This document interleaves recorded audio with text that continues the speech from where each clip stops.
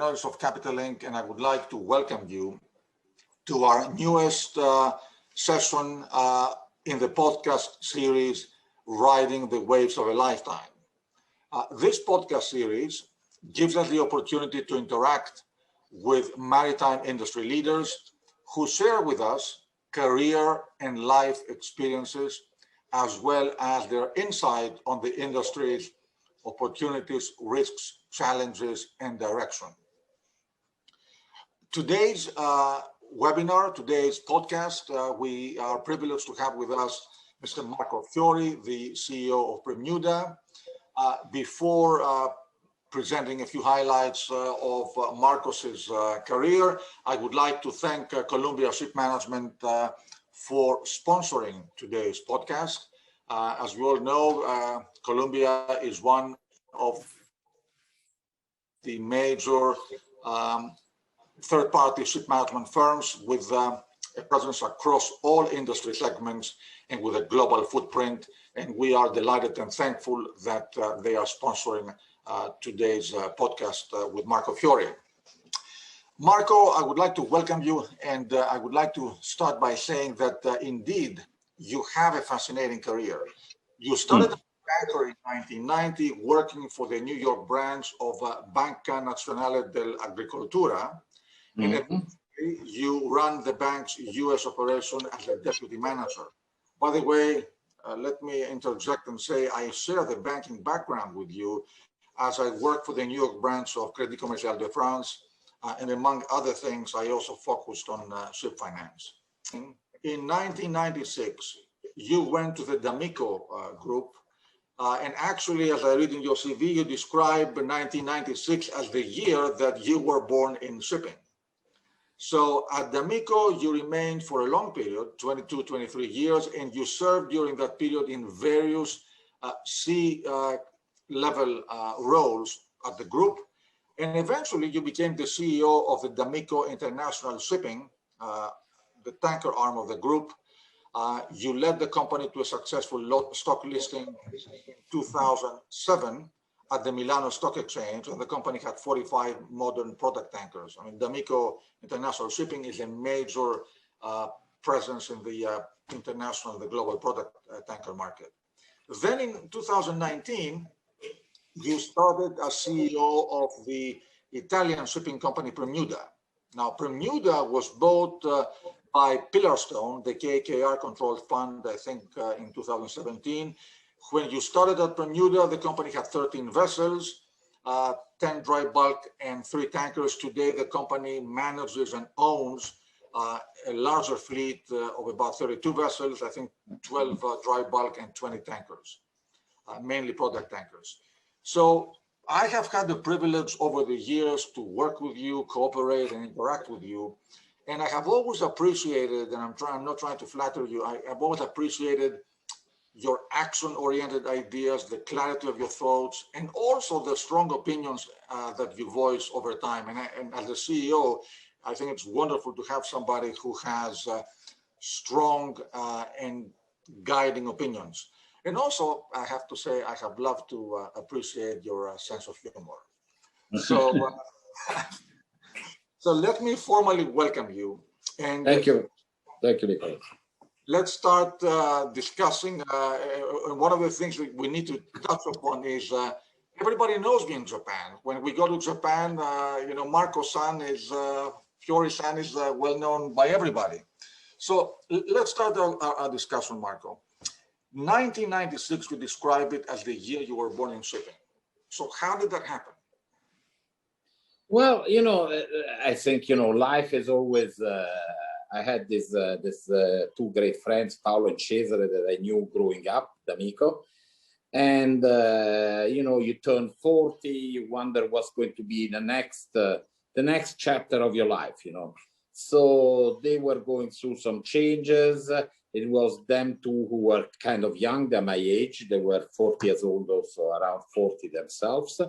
And they said, you know, will you ever thought about coming and working with us? I said, yeah, sure. It said, but I know nothing about shipping. I said, don't worry. You know, you have to know about finance. We know about shipping. And that's how the whole thing started. So, you know, they were very inclusive in this. So it started like that. And we were very lucky because we started from that moment doing a lot of transactions, which were very accretive for the company. You know, when I joined, there was a small fleet, an older fleet, and from there on, we started doing a lot of good things, and also the times were right for doing the good things. So you know, everything worked well. But Marco, it is really very interesting and exciting. You start on the finance end, which is obviously very important, and then becoming eventually the CEO of the group, you're dealing with everything. You're dealing with technical management, you're dealing with new building contracts, insurance, a lot of technical things. So it's quite a transition. Well, you know, if you have a good team of people with you, at the end of the day, you know, what I always believed. Two things I would like to tell you. 1996, I joined. 1997, we did our first transaction on capital markets. That was 105 million syndicated loan. That was never done something like that by D'Amico for the building of 3 new ships in Korea. A shipyard called Daedong, who then became part of the STX group. So that was a little bit getting wet at the beginning. Then a couple of years later, we did the acquisition of Italia di Navigazione, which was the government arm for containers, and was mainly doing the route from Italy to the west coast of the United States, east coast, and South America. And they had to privatize the company because there was a law in Europe that they could not be anymore sponsored by the government. So we participated in privatization and we won that contract. So then we sold again the company. So there's been a lot of transactions have been going through, and slowly, you know, you have the right team. We grew the team, and I always had great colleagues. I've had people working with me, because I always had people working with me, never for me. I think the main thing in building a team is that everybody works together with somebody else. It's not a very hierarchic relationship. I really believe that everybody can chip in wherever I went. My door in my office has always been open. We always go out for dinner, lunch. We have great times. We talk. I think that's the main thing of something. You're in a market, shipping, which is a people's market. How can you be in that market without being a people's person? So, you know, so also with your colleagues, you have to be you really have to like the people who you work next to you. Otherwise it becomes very boring, tedious, and not fun. So to answer to your question, if you have a great team together, they can help in every situation, you know. Absolutely. Marco, I mean, you have done quite a lot of things in your career. So would you like to share with us what you consider as milestones in your career? You've been in my shipping career, I think milestones probably has been the first syndicated loan. That probably was the first thing of putting us on the financial map of some large banks. As I remember, in the first syndicated transaction, there was still Chase Manhattan Bank, you know, a name that doesn't exist anymore, Miss Pearson. So, you know, there was a lot of names that today don't exist more. But the most important thing, these names have gone away, most of them, but they've been acquired.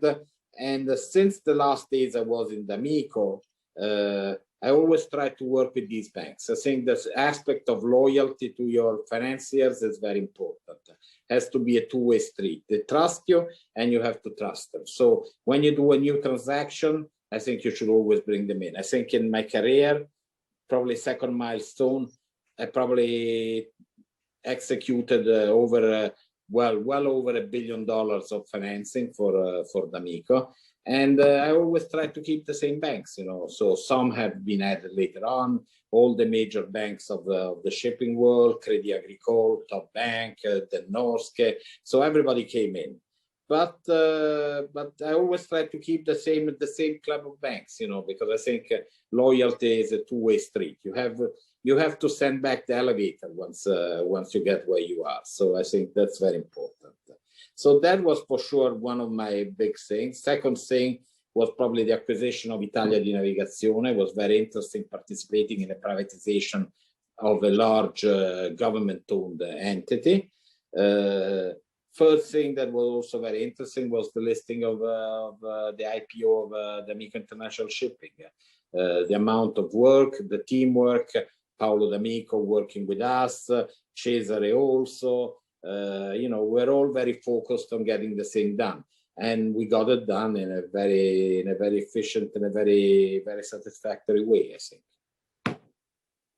Marco, clearly you have a number of accomplishments to talk about, and you talked about them already. Would you like to share with us any major challenges that you faced and how you overcame them? Well, for sure, starting, I'm 65. At 63, I left Amico, and was really like heartbreaking. But I think I was also ready for a new challenge in my life. You get to certain points where you've seen things all the way done and the same way, so you feel like you need a new challenge in life. Then there are also some generational changes in companies, especially in privately owned companies, and all the children of Paolo and Cesare, they're all hardworking, they're all present in the company, and I always felt that at the end of the day they have to choose their own team, their own trainer and their own team. I think at a certain point, when there is these generational changes, there has to be a breakage, because I work with Paolo and Cesare, but not necessarily times have changed, and the new generations want to do, rightfully so, things in a different way, and you have to respect that. And you can't just be hanging around because you were the friend of their fathers. I think that's very diminishing. So I had this challenge of joining Premuda, which is owned by KKR, by Pillarstone and KKR, top company. They had a fantastic idea. In Italy, shipping after 2008, 2010 was in shambles. And they had this idea of, by buying Premuda and starting other companies and collecting all the fleet that was repossessed by banks, to start a new role in the Italian market and also the international, of a company that's a new player on the Italian market with international ramifications. I have some great colleagues in Premuda, and my challenge has always been from day one has been of making Premuda not an Italian company with some international presence, but making Premuda an international company with some Italian presence.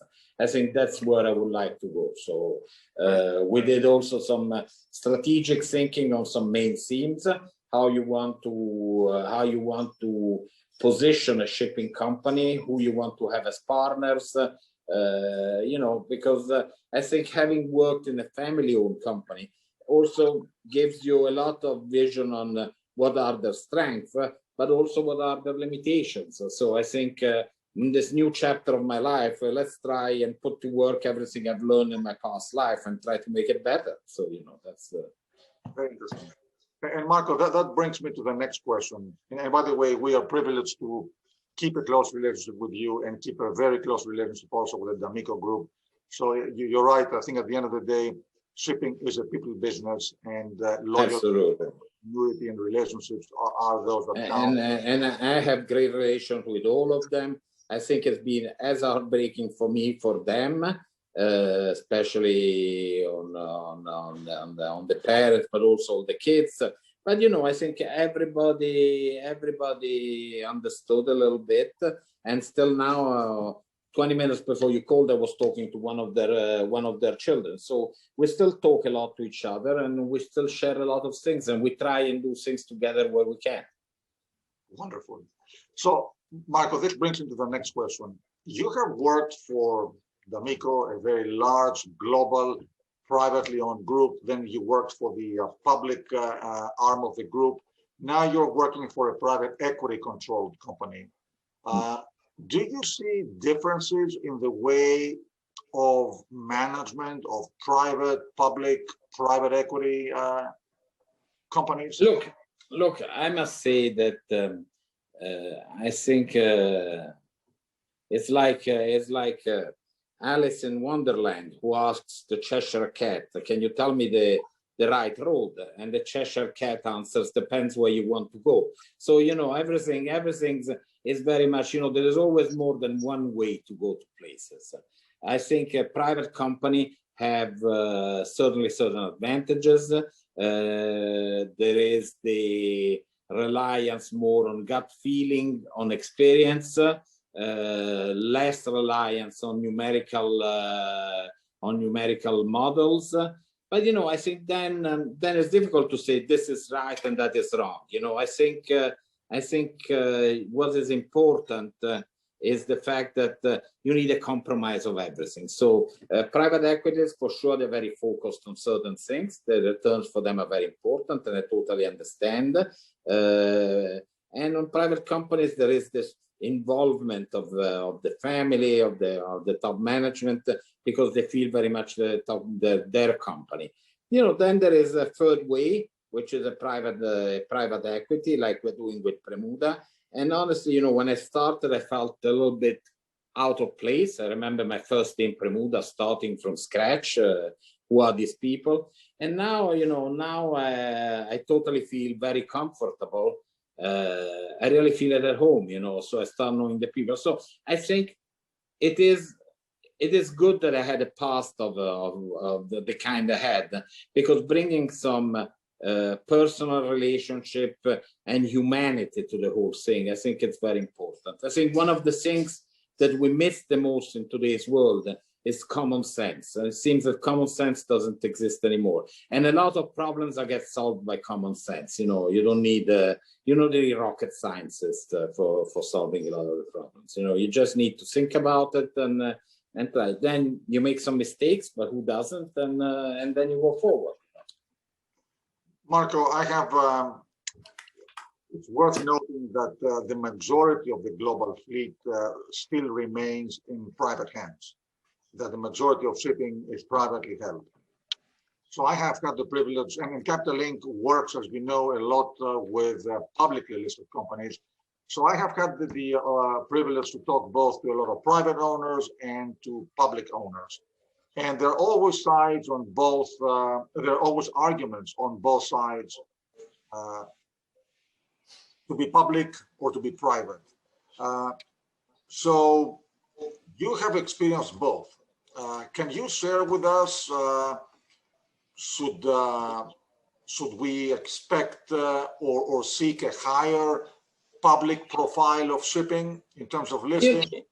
Nicholas, it's very interesting what you say, because look, I was making some reflection. If you think about 2 years ago, shipping was not very popular with public investors. It was kind of very limited. People want to have very limited exposure. Then you have these cycles that get created, like the dry market, the containers, and now everybody wants to get into shipping. So it is a market, shipping, where probably you have years where very little happens. There are years where you have always to manage your cash flow very tightly. But then when the market turns, it turns in a brutal way, and there is incredible returns. So what that brings me to say that on the public side, people who are there for shipping, they should probably be ready for longer term exposure to the market. Because, cycles are far away from each other. We didn't have a positive cycle in containers for 10 years, I think, something like that. And look now, there's not enough container ships. They're getting scrapped probably at 30 years of age. Everybody's trying to keep container ships. So markets in today's world, things change very dramatically. And like in the past, always have changed very dramatically things in the world. It is a global industry. The world is getting smaller, and things change much faster today. So on the public side, I think public is appropriate. On the public side is also very good, because shipping, it is a very capital intensive business. So having capital markets helping you in raising funds, it is certainly a big plus. but you have to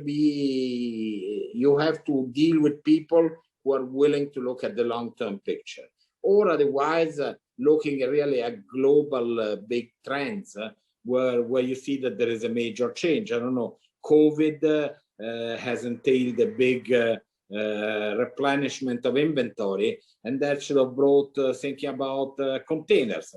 I think very few people. I didn't think about that. But yeah, you know, it's very interesting because everything has an explanation, Nicholas. When you look backwards, I think I remember 2003, 2004, the market was starting to go up, and everybody was thinking, why does this? They were talking about a project of a floating airport in Japan, and the steel was used for that.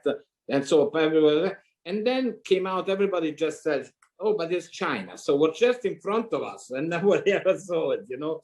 So that's the interesting part. Sometimes you have these things in front of you and you never see them coming. You know? So, Marco, let's now go deeper into the industry section of our discussion. And as I mentioned, you are a person of strong convictions, and I always appreciate the clarity and action-oriented thought pattern that you have. So let's start with a broad question. Today, what do you see as the major challenges the industry is facing? Well, depends for the market. I would say for the tanker market, a big challenge is actually for the whole of shipping, the big challenge is to understand what is going to be the forms of propulsion moving towards decarbonization. This is the main challenge that we're all trying to understand. Everybody talks about different potential solutions, but there's nothing on paper yet that can prove it. Yeah, you say dual fuel, but then there is methane slippage. You say the hydrogen, but then there is not the logistic. So there's not a very clear path going forward. This I think is one big challenge for the industry. The challenge then for the tanker industry will be carrying the combustible that has been chosen as the propulsion for the future of this. So is it going to be liquid? Is it not going to be liquid? If it's liquid, what kind of ships you need and what you're going to be carrying? On the dry cargo, I think it's totally different market, and these are the markets probably I know a little bit better, probably better the tanker than the cargo. On the dry cargo, I think there's going to be big cycles of infrastructural works. I think the infrastructure of the world is getting old, and I think if we need to move to a new revolution and decarbonizing the planet, for sure there's going to be huge major investments that have to be made, and all these investments will entail a lot of things being brought from one place to another of the planet. So I think this of the decarbonization is the main point. Second point, and it derives also from this, I've always believed very much in consolidation. So I think that especially if in the tanker becomes a more mature market, normally mature market grows by consolidation and not by investments. So I think probably on the tanker market is going to be a little bit more of this consolidation. The dry cargo market is so fractured, there's so many players, which I see it very difficult, and then so many segments. I think the only consolidated segment in dry mainly is the Capesize, where you have few players. But then as you go smaller and smaller, you have more and more players. So I think that becomes also more complicated. Also because there you have a lot of personalities, people who have relationships, people who are closer to one market or another. So I think that there is some room for still for medium and smaller owners. In the tanker market, I mainly see there's going to be big consolidation, few players left, and they are going to be servicing the world. I think is kind of inevitable. Marco, let's focus on private equity for a moment. Private equity has had quite an involvement in shipping. It came in at the moment when shipping was at a downturn. There was a lot of investment from private equity firms, and they did provide capital to the industry. But now we are seeing several private equity funds to reduce or exit their shipping positions.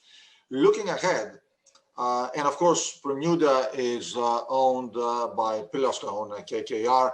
So you have, I think, a direct insight into the world of private equity. So looking ahead, what do you think is the role? Well, you know, the private equities are not long-term players. They have a limited horizon where they want to come in and get out. Unfortunately, I think for them, I think they have been involved in the segment, in the sector, much longer than they expected. But now that you have a big recovery in some segments of shipping, I think they're implementing their exit plans. So, you know, from containers, from dry cargo, you know, you see a lot of reduction of their plan. But that was their plan from day one. I think them staying in was tied to the circumstances that markets didn't develop the way they expected. So I think, that is really inherent to the type of investor. You know, naturally, then you have a problem also on large traded stocks and shipping of liquidity, because, you know, it's very difficult to have a company that's liquid. You know, everybody wants to get it out of the bus at the same time at the same stop. Is always very difficult. So, you know, I think there is who gets out first, who gets out second, and who gets out too late. I think for private equities, their presence in the market, they're starting to reduce their investment, but that was their intention from day one. They're not long-term players. They want to take companies, restructure them, inject equity, and then sell them on beginning of the next positive cycle. Private owners, totally different, you know. So probably investments in private equities, you see a lot of investments in monosector shipping companies. There is somebody investing in containers, somebody investing in dry cargo, somebody else investing in tankers, because they don't want they're not interested in this long-term diversification effect that you have between, for example, tankers and dry cargo. They are more interested in having one type exposure and getting out at the right time. For a private owner, like you mentioned, you have a lot of owners, actually most of private owners, which they're invested in dry, in tankers, in gas, in containers, because that is not a temporary investment. It's an investment that has to go down for generations. So you want to build something where you have a little bit of a diversifying effect. Tankers is down, but dry cargo is picking up, like now, or containers is up and something else is down. So I think for family-led companies, you'll tend to see a little bit more these mixed fleets that you tend to see in the market. I think it's very difficult to see family fleets just invested in one segment, and I think it's kind of rare to see private equities invested in plurality segments in the market, because they have totally different philosophies of how they're participating in the market. Marco, thank you for making this so clear. And by the way, before we go to the next question, just to supplement, to complement what you said, two things. A lot of people think that when you make an investment, that's great, but when you exit an investment, that's bad. And that's the wrong perception. And I think based on your comments, if we make the distinction, the ship owner, the sponsor of the private ship owner, they're there to stay for the long term and weather all the ups and downs of the industry for the long term. The financial investor, by definition, is coming in with a shorter time horizon, and we cannot blame financial investors for coming in and then exiting, because that is part of the setup. Absolutely. But if you think about it, it's always been their intention from day one, and nobody has been hiding it. Everybody's been saying it, you know. So exactly. And another interesting point that you brought up, you're right. I think a lot of the private owners are diversified across many sectors. For some reason, Wall Street preferred up until now the monosector pure play orientation. But now we're seeing a number of the public companies deviating from that principle. And actually, we have public companies now in more than one sector. So we are starting to see more diversity on the public markets as well. So anyway, thank you for. It's really different courses for different horses. There's some companies have been doing very well by promising a constant dividend. And there are other companies, I think there is a room also for companies, so far has not happened, who have said, look, you won't see the spikes and valleys of the shipping cycle, because if we mix two different fleets, one tends to amortize the other.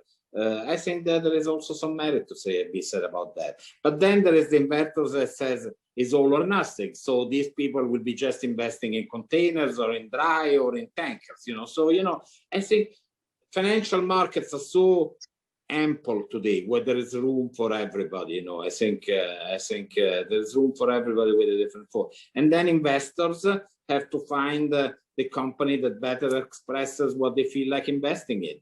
So it is not at the end of the day, it's the investor who makes the decision where to invest in. So I think they have to make the decision. Correct. So moving ahead, at Premuda, you have made the choice to work with several outside partners. For example, you have entered into a joint venture with Columbia Ship Management for the technical management of the entire fleet. Then I understand you also work with CTM, company at the Transport Maritime, for the commercial management of the dry bulk fleet, and you are using also the Scorpio pools for the tankers. So give us your impression in terms of the merits of working with external and third-party partners. Look, the merit is pretty simple, in my opinion, that by working with people who are very professional and as good as you are or better, you have always something to learn. So I think that's number one. Number two, I think working with other people in these joint ventures, there's a different story for each of these joint ventures. We had a very fast growing fleet. So we had a small technical department. Would have been a huge investment to be made and a very difficult investment to be made on the technical. So I think that was very good. And then Colombia, we have a very good relationship. I think we view a lot of things the same way. So I think that was a very good. And then what we did with Colombia was a joint venture at the end of the day. So we both are participating in the revenue stream of this company we started together. So that was one story. So there we were motivated by growing fleet, the difficulties in creating a structure for this very fast growing fleet. For example, you have on the tanker side, you have a big problem that is on the crewing side. You have this matrix, and the matrix, it is made by mainly certain type of officers, which normally require a certain type of experience on that number of ships, the main things. And the second thing, a certain seniority of working with a company, which normally is 1 year. So how can a company who all of a sudden 1 year is taking 20 ships have crew matrix enabled to satisfy that they've been 1 year with a company? They don't have those ships. They don't exist. So for sure you have to find somebody who's helping you in that part. So I think that's one point. Second point, the flexibility is enormous. You want to grow a company, you're growing it with somebody who has ample capacity to follow you up in the growth. You want to start selling some assets. You have time, you have also somebody who you can sell assets without thinking, oh my God, but now I have to close my London office. What am I going to do with my technical guys? It's very hurtful always to let people go. Nobody wants to do that. I believe they're not even the most callous managers have a pleasure in letting people go. Going in outside technical management, you have this big capacity of growing and shrinking, which gives you enormous flexibility. So this is one. On the CTM, for sure, we tend to be more concentrated on tankers, but dry has shown up today, totally unforeseen by myself. Has a certain potential of growth. So we thought that let's use and let's partner up with somebody who has a great experience in the market, and not only for the ships we have, but if one day we want to do another project in dry, So we don't have to completely revolutionize Premuda, but we can go to our partner saying, look, do you want to do this number of ships together? Do you want to do this transaction together? So at the end of the day, you're also expanding your possibilities. There's never, I think, partnering with people who are bigger than you is always beneficial. And the third one of the Scorpio Pool have had long-term relationship with Scorpio. They are certainly a top-class, first-in-class company. And going back to that, you know, having a fleet on the spot market is very complicated. For having a lot of ships on the spot market, we certainly do not have the staffing for keeping a lot of ships on the spot market. So our spot exposure, we manage it through Scorpio. But then our commercial identity, which is very important for certain players with major oil companies, major traders, we'll do that directly or all the long-term TC business. So it's a little bit the best of both worlds. You know, for the spot exposure, you're relying on very strong professionals, and where you need really to build the long-term relationships, there we're going to do it by ourselves and applying our relationships. So, you know, I think in all of these joint ventures, the recurring theme, it is flexibility, in my opinion. We always gain flexibility by doing this, and an openness of mind in being there, willing to learn something from people who are bigger and better sometimes than you are. You know, I think nobody should be priding himself of being the best in the world. I think all of us have something to learn every day we wake up. You're right. You cannot be the best in everything, and I think picking partners, and especially this partner. You know, you know what they say: jack of all trades and master of none. You know, so you know. So, Marco, let me move forward to technology. That is another area of major challenge. Technology is changing rapidly, and the pandemic has also accelerated the speed, not only for the shipping industry, but also for all of us. I mean, now we all live on Zoom. Absolutely. It has become part of our daily life in an amazing way. So looking at the shipping industry, what is the biggest change that you have experienced over your career, and what do you think we are likely to see looking ahead? You know, this is interesting because I'm part of a generation that when I joined Amico in '96, mobile phones were a very rare commodity with very limited network. And emails, we're still having accounts with AOL.com or something like that. So in one lifetime, Nicholas, we saw an enormous change in our lives. Everything, I think it's kind of amazing. I saw, like probably you saw, the world without mobile phones. We had the calling cards of AT&T in the United States, if you remember. So it's amazing how we've seen things change in our whole day. I think the main thing of technology, we have to adapt because it's very important. But then, you know, I think we have to adapt, but also here you have to use some common sense and still use what it is a big asset. People still want to meet other people, at least, and sit down and look each other in the face. I think these are values that will take a long time to overcome.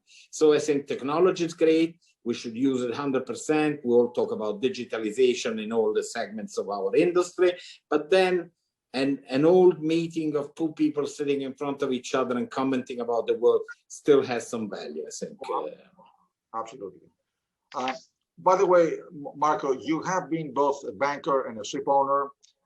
Shipping is a capital-intensive industry. Access to capital is very important. So can you share with us how you have experienced the changing landscape for access to capital, and what are we likely to see going ahead for the larger, the medium, or the smaller ship owner, which I think goes back to look, I think that the main change that was there when I joined, you had still banks in shipping dedicated to smaller and medium ship owners.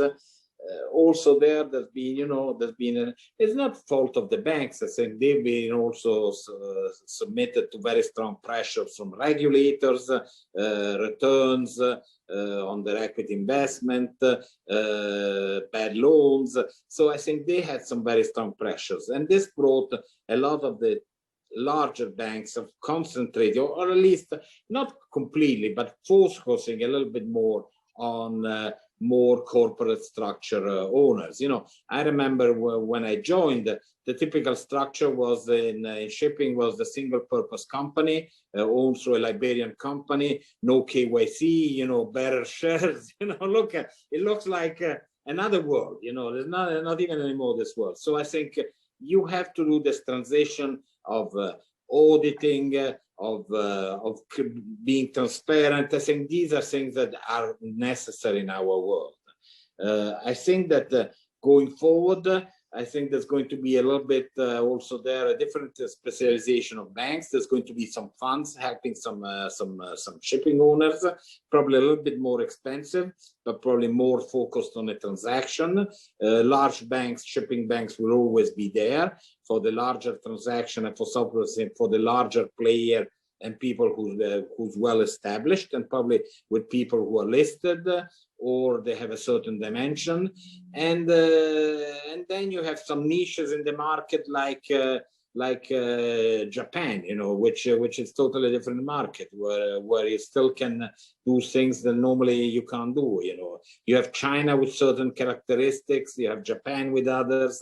I think so. Today, the key word for owners, it is also to go out, knock on doors, explore, talk to people, and trying to find what is the best match for them. Because out there is a good match also for them.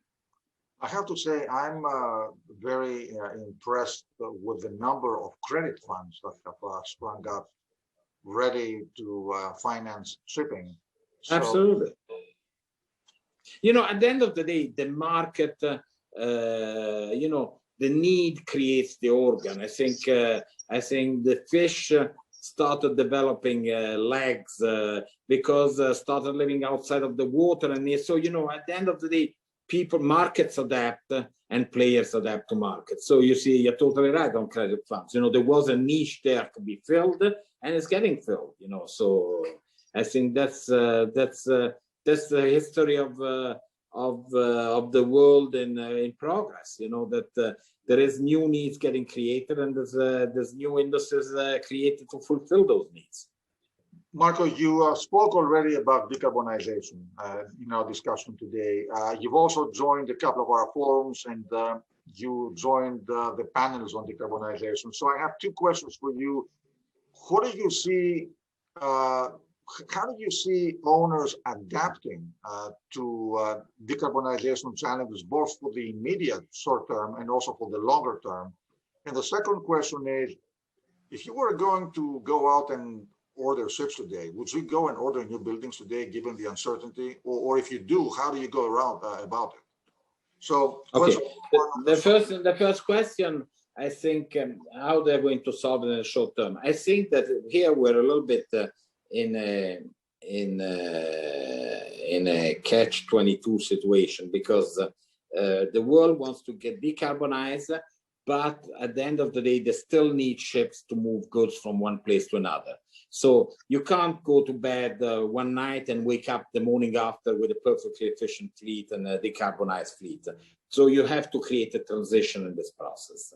The transition in this process will be probably medium term, in which you'll have older ships still participating in the market because they have to be there. They'll obtain better profiles of decarbonification by reducing speed. And by the fact of that, probably they'll benefit the whole market because you'll get a bigger ton-mile demand, but they will make themselves a little bit less efficient because they'll take more time or be less flexible to participate in a market where there's going to be also needed moments where you need full speed. So I think the medium term is going to be achieved like that. The long term is still open. I think it's going to be, for sure, there has to be some changes, but I don't think that still today we know exactly which way we're going.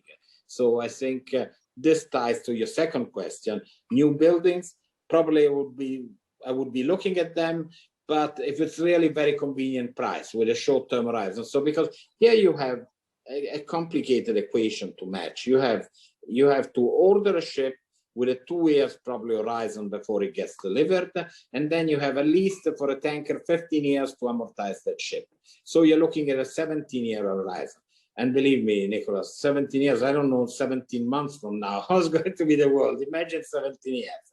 It is really a very long horizon. So I think second hand will be privileged. There's going to be more interest in second hand. We have some very good second hands. All the ships who are eco, who have been built since 13, 14, 15, 16, 17, 18. All of these ships, I think they fit a very good profile. Probably these will be the ship doing for longer term this transaction. And the older ships probably will be there for the transition, but will be participating for a little bit less in this transition. But I think there's going to be room for everybody. But moving forward, I think the biggest question mark is for the whole world to decide what's going to be the next step. Once we have decided what's the next step, I think everything is made clearer and everybody will start, because it's not a matter of needing ships. Ships will always be needed. It's still the cheapest per ton way of transportation. So you just need to find what's going to be the ship of the future. And at that point, that will be the big turning point in the industry. And I don't think that today we're at that stage so far. Very interesting. And thank you, Marco, for this insight. So one of the standard questions that I ask in this podcast is about company culture. And company culture is always, you know, a combination of the company's legacy, the board, and of course the CEO, who, you know, instills principles and values and company culture and makes sure it goes down the line. So share with us your experience in terms of importance of company culture and how do you really make this permeate throughout the organization? Look, I always said that you can pull on a string, but you can't push on a string. So if you want to be a leader, you have to motivate people and pull them and them wanting to follow you. The best of people, you just find out when people are committed to the organization, they feel you as a leader, and they would do anything for the well-being and for the long-term well-being of the company. Now, how you do that, probably that's a little bit, people do it in different ways. For me, the best way is inclusiveness, sharing a lot with the colleagues, openness to everybody. I think accepting all types of situations, you know, having a very much of an open mind, but especially it is being very clear that, you know, a little bit like was a flag of the the American Revolution that said, united we stand and divided we fall. Creating this unity, I think it's very, very important, and creating this leadership is very important. And then everybody goes for it there. You know, I tend to do it by keeping my door always open, talking with everybody, going around the office, talking to everybody in the office, being available 24 hours a day. You know, then everybody goes their own method. You know, I'm probably more old school in these things, and, you know, having a chat and making feel people that they're part of something bigger and that their presence there counts for something, you know. So that's the main thing.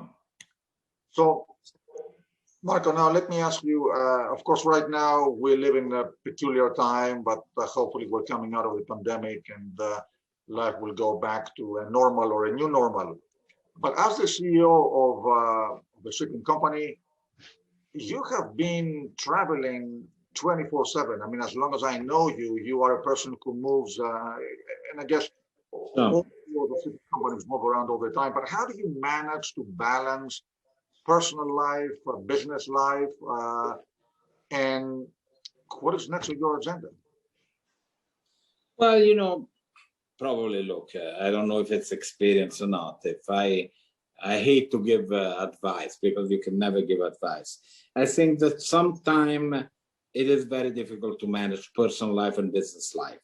And sometimes I regret that sometimes I didn't balance it in a better way. So, you know, I think that, but then you know, you never know what would have happened. I think I think for everybody, going back to what I was telling you about corporate culture, I'm a very firm believer with family is a very important thing in your colleagues, and they should have, you know, if you have a miserable life at home, you cannot have a great life in the office. So, you know, it's either you know, you try to find a good compromise, you know, so, you know, trying to make happy the people around you. And also my job is also getting the people at home involved and making understood how the wife who's working the company, or the husband, or the kids, how they're important, and everybody feels there's a little bit of level of commitment to that company. But, you know, I'm a strong believer that if you have a miserable life at home, you cannot have a great and productive life in the office, you know. Very wisely said, Marco. So what is next on your agenda? Well, next on my agenda, I think we have this project we've been working for 2.5 years. We started the first year very actively. We did a lot of things, especially in Japan. We did a lot of sale and leasebacks, long-term TCs, and then COVID came. So for 1.5 years, as you said, we're all at home, stuck at home. And I tell you the truth, I'm not ashamed of telling you. I think the first time I'll be traveling, I'll still have a little bit of anxiety. You know, what seemed to be normal, jumping on a plane and then connecting in an airport to a flight, today is going to give me a little bit of anxiety, because in 1.5 years, our lives have changed. I am a believer that human nature then overcomes. Human ingenuity is an incredible thing. So I think that we'll be overcoming all of this.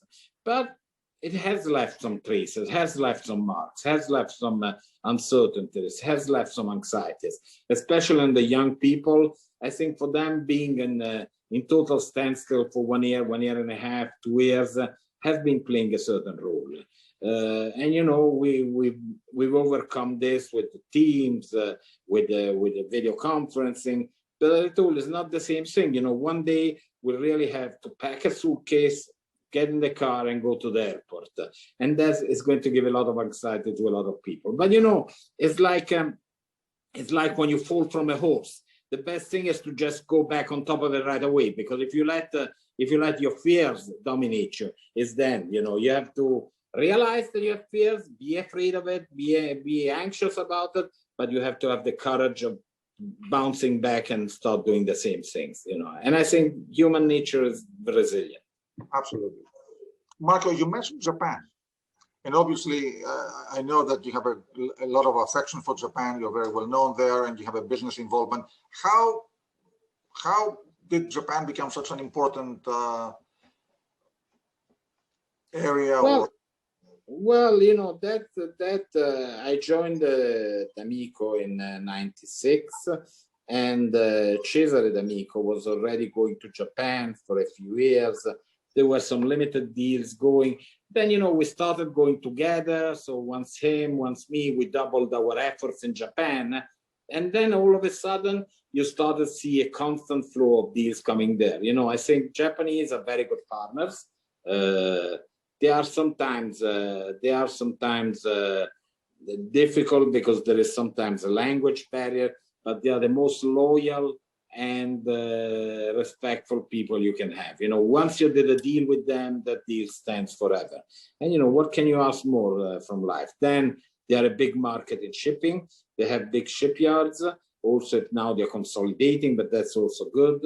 And there is this culture of shipping. You have this, you go and see these small owners, their offices where they own 6 or 7 ships, and there's a small office where he's working, his wife, his son, and 2, 3 people. You know, it's really a nice culture of people who really feel a certain attachment to their business, and they're very willing to invest. That's what they know. That's what they've been doing. Sometimes they got some tough deals, but that's what they know, and that's what they like to continue doing. So, you know, they're very committed in the business, you know, so that's a big thing. So asking you a kind of a lighter question. I mean, you have traveled everywhere in the world. Do you have a favorite place or country you would like to be, not necessarily from a business standpoint? And is there a famous restaurant that once you can go to the airport and go to that place, you can visit? Yeah, well, there's zillions of restaurants, you know, we all have. I like to eat, and that you can see it also from my body shape, you know, so, you know, I think, so, and I believe that food is something that brings people together. But I think, you know, sometimes it's not a major restaurant. I love sometimes going, we're talking about Japan, at night, walking down the street and going into a total anonymous store, not knowing what to expect, and you have a soba noodles or something like that. No, I think it's the surprise effect that slowly you build it. You know, I think great restaurants. I live in a place in Monaco, in France, where you have some great gastronomical restaurants, which are fantastic. But you know, sometimes the small mom and pop Japanese restaurant where you come out at 10 o'clock from meetings or for having gone for a drink, and you go and eat okonomiyaki, which they call is like a pizza, you know, the Japanese pizza. I think it's very refreshing, and you find this old couple cooking there in this little store that they've been for the last 20 years. I think it's a fantastic thing. I think it goes back to the young people. Keep your mind open, you know, don't focus just one thing or the other. Keep always your spirit open, because at the end of the day, it's the openness of spirit that creates the leaders, you know. Very well said, Marco. And coming now to almost the end of our discussion, I wanted to ask you, looking back, if you had your younger self starting, what advice would you give a younger Marco Fiori, and would you have done things differently? Look, it's interesting. Probably my banking, but that was also useful. So, you know, it's very difficult. I have a son who's involved in shipping. He's doing his career in shipping, more on the finance side. Now he's more on the operation and chartering side. And I think he's very interested in what he's doing, and he's working in a great company, so he's and also in the right sector. He joined in January, and he joined the dry cargo operator, so what can be more and I'm telling him, Max, look, don't expect the rest of your life being like this, you know. So he's been very, very lucky in that. No, I think you know, I think you get to an age and to a position, I think all your experiences play a role in who you are. It's like a recipe, you know, everything plays probably a small role, and but everything together, I think, plays a role in your life. I'm very happy about shipping, and what I find fantastic about shipping is the fact that still one of the few businesses that's still a people's business, but also in the finance side, there's still a people's business. And then is one of the businesses where you can really actually say that you never burn bridges, because the world is round, and whatever direction you take, you're bound to meet that person again sometime or somewhere. So, you know, so I think that this is the best thing about shipping. And then has created people with sometimes very strong characters, but anyhow, some very interesting people. Today you don't have the bland character that you see in many other industries. So in shipping, you still can meet the big mavericks and people who think, which is kind of refreshing, you know. Marco, I would like to thank you very much coming to the end of our discussion. We had a long and very insightful discussion. As I mentioned, you're a man of opinions, and I appreciate all the personal insight that you shared with us, and also all the insight on the industry. I would like to thank you. I would like, in closing, to thank also Columbia Ship Management for sponsoring today's podcast. We also have the privilege to work very closely with them. So thank you, Columbia, and Marco, thank you so much for... Nicolas, thank you very much. In the years you've... look, you are one of the persons who belong in shipping. So, you know, that's why I'm always very... You know. Great compliment. We couldn't close Probably because you're Greek, so your compatriots have really given a lot to shipping. So, and you're part of that group of people who have given a lot to shipping. Thank you, Marco. I reciprocate. No, Nicola, thank you very much. Ciao, thank you. All the best. Bye-bye. Bye-bye.